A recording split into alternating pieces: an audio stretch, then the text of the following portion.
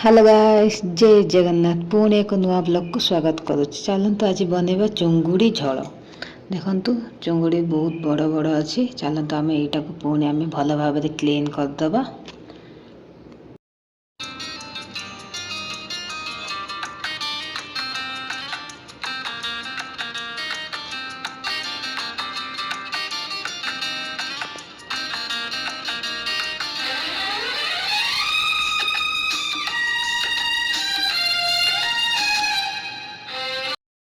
आम यार मिडिल पार्टा ब्लैकटा को भल भाव काढ़ी देखु मु सब जगह चुंगुड़ी के ये क्लीन कर सारे।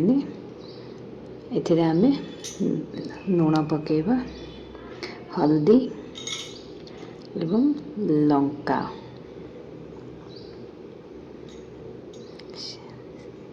से पुणी आम मसला ऐड करवा। यहाँ आम घरे बनई रखीचु मसलाटा को ऐड करवा। से अदा रसुण टे पेस्ट ऐड करवा। तापर ताकू भल भाव आम गलैदबा।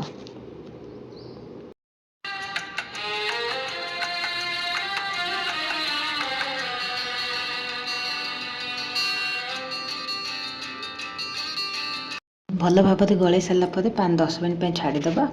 एपटे गोटे कड़ाई मु आलू नहीं आलूटा को टिके फ्राए करवा। आलू भल भाव फ्राए हो सारापर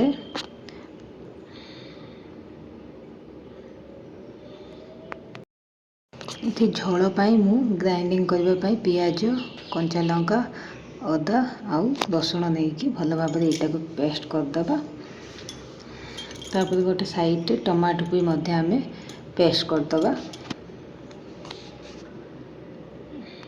आलू आम बाहर कर देथिले से आम जीरा सोरष टिके देकी फुटेबा। तापर आम टिके सुखा मसला ऐड करछंते। तापर अनियन पकेकी भल भाव आम फ्राए करवा।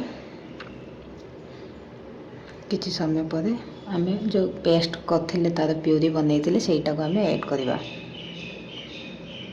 तापर आपको टिके भल भाव आम 5-10 मिनट टिके कषिबा। से आम हल्दी गुंड, मसला, यहाँ आम धनिया पाउडर, तापर मसला टिके पकेकी यहाँ चिकेन मसला देकी भल भाव आम से ऐड करदबा।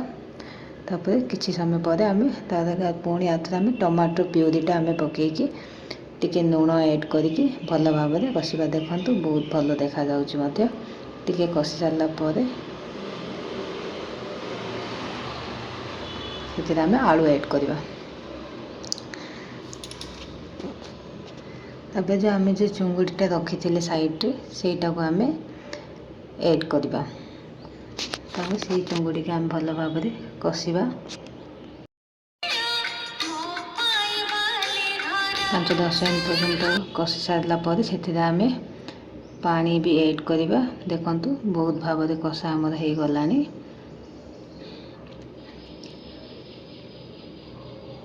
फुटी आसलानी भी मध्य से आम पानी अल्प पानी ऐड करवा। पानी ऐड करके आम 10 मिनट फुटवाई छाड़ीदबा। फुटीगला पर लास्ट टाइमिंग आम टिके धनिया पत्र ऐड करवा। देखंतु आमर पूरा फुटीगलानी चुंगुड़ी झोल। आपण माने निश्चित घरे बनातु, बहुत भल लागिबो। मु तो न्यूली एबे वीडियो ओपन करिछि, चैनल ओपन करिछि माँ झियो ब्लॉग। आपण माने निश्चित सब्सक्राइब करने को भूलिबेनी आ लाइक शेयर कर दियंतु। देखंतु पूरा एबे रेडी हो गला। आपण रहिली, धन्यवाद। जय जगन्नाथ, राधे राधे।